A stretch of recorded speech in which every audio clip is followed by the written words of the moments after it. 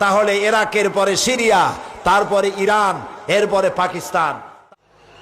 ঐক্য এবং শান্তির জন্য পৃথিবীতে বহু চেষ্টা করা হয়েছে, কিন্তু ঐক্য হয়নি। তাহসাবুহুম জামিআন ওয়া কুলুবুহুম শাত্তা।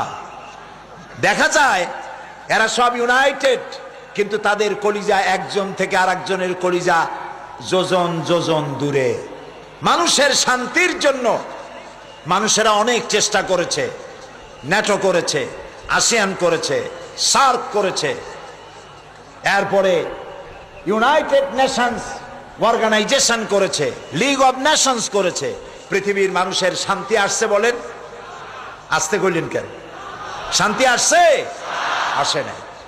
পৃথিবীতে যুদ্ধ হলো, প্রথম বিশ্বযুদ্ধ, আর যাতে যুদ্ধ না হয় সেই জন্য লিগ অব নেশনস তৈরি হলো। প্রথম বিশ্বযুদ্ধে বহু লোক মারা গেল, আর যাতে যুদ্ধ না হয় লিগ অব নেশনস তৈরি হলো।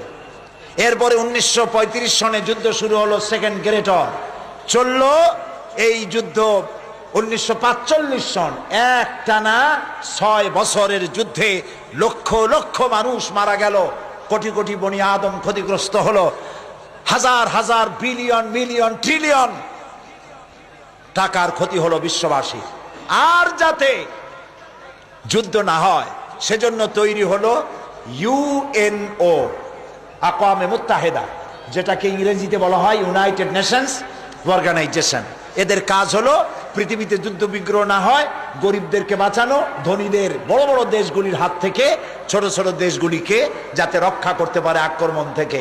মানুষের ইজ্জত হুরমত, তাদের স্বাধীনতা সার্বভৌমত্ব হেফাজতের গ্যারান্টি দেবে জাতিসংঘ। আমি প্রশ্ন করছি, এই জাতিসংঘ পৃথিবীর মানুষের জান মাল, দেশের স্বাধীনতার হেফাজত করতে পেরেছে?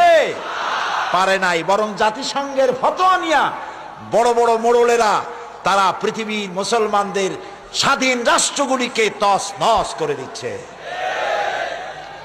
ওরা আমাদেরকে মৌলবাদী আর সন্ত্রাসী বলতেছে, সভ্যতা শিখাতে চায় আমাদেরকে। বেটারা, তোমরা হলে সন্ত্রাসী, তোমরা আমাদেরকে সভ্যতা শিখাও। সভ্যতা শেখার জন্য আজকের আমেরিকা এবং ব্রিটেনকে ইসলামের দরওয়াজায় ভিক্ষুকের মতো দাঁড়ায় থাকতে হবে। আর যে আমেরিকা আজকে মুসলমানদেরকে শিখাইতে আসছে, এরাকে কি কাজ করেছে তারা? আল গরিব জিন্দানখানা, আল গরিব কি কারাগার, এই কারাগারের ভেতরে মুসলমান কয়েদিদেরকে উলঙ্গ করে তাদের মুখের উপরে পেশাব করেছে। মুসলমান কয়েদিদের গলায় কুত্তার বেল্ট পরাইয়া তারপর রাস্তার উপরে টেনেছে। এগুলি কি বানায় বললাম না? ঠিক বলেছি? এগুলি সত্য কিনা? সারা দুনিয়া সাক্ষী, এ কাজ তারা করেছে।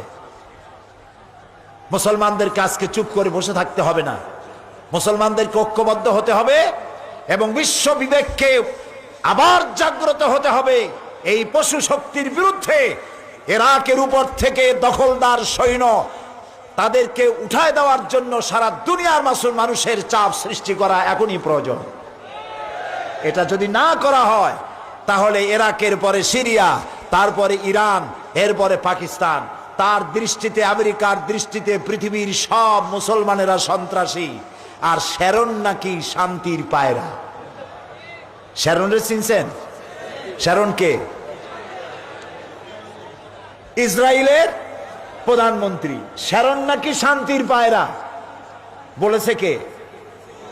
ওইটার নাম আমি নিলাম না। এ নাকি শান্তির পায়রা। তা আমি বলেছি, শ্যারন যদি হয় শান্তির পায়রা, তাহলে বিশ্বে অশান্তির শকুন কে?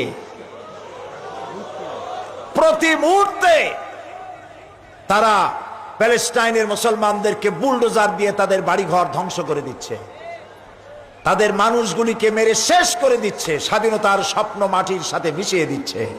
ইয়াসির আরাফাত আজ পৃথিবীতে নাই। সারা দুনিয়ার শান্তিকামী মানুষের, মুক্তিকামী মানুষের প্রাণের স্পন্দন ছিলেন ইয়াসির আরাফাত। তিনি চলে গেছেন পৃথিবী থেকে।